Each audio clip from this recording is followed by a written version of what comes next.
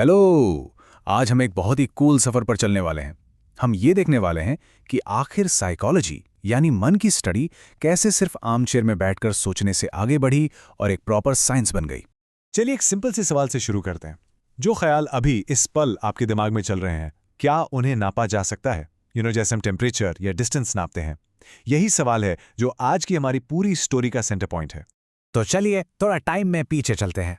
हम उस दौर की बात करते हैं जब साइकोलॉजी कोई साइंस वाइंस थी नहीं, बल्कि बस फिलोसोफर्स के लिए एक डिस्कशन का टॉपिक हुआ करती थी। सोचो, हजारों सालों तक माइंड को समझना सिर्फ फिलोसफर्स का काम था। एंशिएंट ग्रीस में एरिस्टोटल जैसे बड़े थिंकर्स थे जो माइंड पर बड़े बड़े सवाल तो उठाते थे, पर उनके जवाब वो बस उनकी अपनी सोच और पर्सनल ओपिनियंस पर बेस्ड थे। और सबसे क्रेजी बात, उन्हें लगता था कि हमारी सारी इंटेलिजेंस का सेंटर हमारा ब्रेन नहीं बल्कि हमारा दिल है, द हार्ट। और ये आइडिया, बिलीव इट और नॉट, 2000 से ज्यादा सालों तक चलता रहा। किसी ने इस पर सवाल ही नहीं उठाया। और यहीं से हमारी कहानी का मेन कॉन्फ्लिक्ट शुरू होता है। देखिए, एक तरफ थे एरिस्टोटल, जो आराम से अपनी आर्म चेयर पर बैठकर बस सोचते थे, ओपिनियंस बनाते थे। और दूसरी तरफ आने वाले थे विल्हेम वुंट, एक साइंटिस्ट जिनके लिए सब कुछ था लैबोरेटरी, डेटा और मेजरमेंट। और यहीं से स्टोरी में एक मैसिव टर्निंग पॉइंट आता है। एंट्री होती है विल्हेम वंट की, वो इंसान जो इस पूरे गेम को बदलने वाले थे। ज़ारा इज नंबर, पर गौर कीजिए, 2000 साल, इतने लंबे टाइम तक साइकोलॉजी को समझने का तरीका बिल्कुल भी नहीं बदला। इससे आपको आइडिया लगेगा कि वोंट का आना कितना बड़ा, कितना रेवोल्यूशनरी था। और फिर आया ये साल 1879, हिस्ट्री का वो पल जब मॉडर्न साइकोलॉजी ने, आप कह सकते हैं, जन्म लिया। विल्हेम वुंट को फादर ऑफ साइकोलॉजी भी कहते हैं। पर क्यों? क्योंकि 1879 में जर्मनी के लाइप्जिग शहर में उन्होंने दुनिया की सबसे पहली साइकोलॉजी लैब खोली। उनका मिशन एकदम क्लियर था। अब मन के बारे में सिर्फ बातें नहीं होंगी, अब हम उसे एक्चुअली मेजर करेंगे, बिल्कुल एक साइंस की तरह। तो सवाल ये है, वुंट ने आखिर माइंड को मेजर करने के लिए किया क्या? उन्होंने साइंटिफिक मेथड को दिमाग जैसी कॉम्प्लेक्स चीज पर अप्लाई कैसे किया? चलिए देखते हैं। वुड ने एक मेथड यूज किया जिसका नाम था इंट्रोस्पेक्शन। इसका सिंपल सा मतलब है अपने अंदर झांकना। मान लीजिए मैं आपको एक बेल की आवाज सुनाता हूं, तो आप बस ये नहीं बताओगे कि हाँ आवाज आई।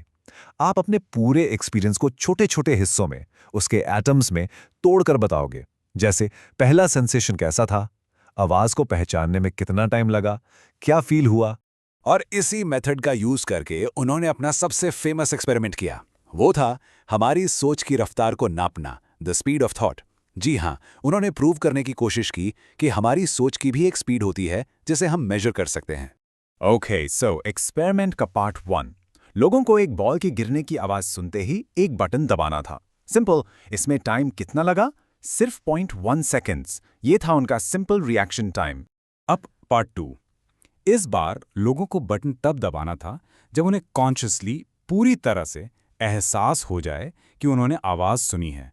मतलब जब उनका ब्रेन उस आवाज को प्रोसेस कर ले और समझ ले। और इसमें टाइम लगा 0.2 सेकेंड्स। तो यहां सबसे इंपॉर्टेंट चीज क्या है? वो 0.1 और 0.2 के बीच का गैप, वो एक्स्ट्रा 0.1 सेकेंड। यही छोटा सा फर्क सबसे बड़ा प्रूफ था। इसने साबित किया कि चीजों को कॉन्शियसली समझने में, यानी सोचने में टाइम लगता है।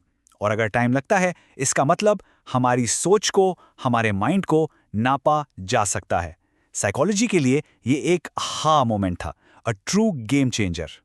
तो एक एक्सपेरिमेंट से आगे क्या हुआ? वुंट के इस काम का लॉन्ग टर्म इम्पैक्ट क्या पड़ा साइकोलॉजी पर और हमारी लाइफ पर?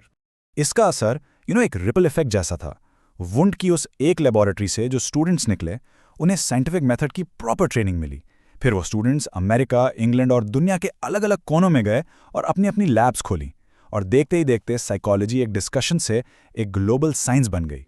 वुंट के उस 1879 के एक्सपेरिमेंट का असर आज हम अपनी डेली लाइफ में देखते हैं। जब भी कोई थेरेपी या काउंसलिंग के लिए जाता है, या जब आप कोई पर्सनैलिटी टेस्ट देते हो, यहां तक कि जो ब्रेन स्कैन्स होते हैं जैसे FMRI या EEG, ये सब उसी रेवोल्यूशन का नतीजा है। उन्होंने हमारे बिहेवियर को समझने का एक साइंटिफिक रास्ता खोल दिया। तो इस पूरी चर्चा से सबसे बड़ा टेकअवे क्या है? बस इतना कि आपका दिमाग कोई जादुई मिस्टीरियस चीज नहीं है जिसे समझा ना जा सके। वुंड ने प्रूव किया कि एक बेहद कॉम्प्लेक्स लेकिन हाँ एक मेजरेबल मशीन है जिसे साइंटिफिक तरीकों से समझा जा सकता है। तो अब मैं आपसे वही सवाल फिर से पूछता हूँ, क्या हमारी सोच को नापा जा सकता है? शायद अब आपका जवाब थोड़ा अलग होगा।